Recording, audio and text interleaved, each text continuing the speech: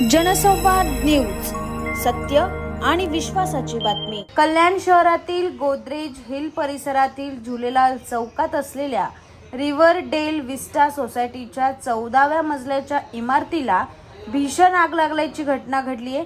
14व्या मजल्यावर असलेल्या एका फ्लॅटला लागलेल्या आगीने रौद्र रूप धारण करत संपूर्ण घर जळून खाक झाले। या आगीची झळ 13व्या मजल्यावर देखील पोहोचली असून आगीच्या ज्वाळा दुरूनही स्पष्टपणे दिसत आहे। घटनास्थळी कल्याण डोंबिवली महापालिकेचे अग्निशमन दल दाखल झाले असून आग विझवण्यासाठी शर्थीचे प्रयत्न सुरू आहेत।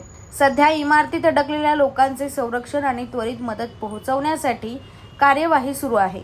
दरम्यान या आगीचे कारण अजून समजू शकलेले नाही। विस्टा जी विंग 1402 मध्ये आग लागलेली आहे।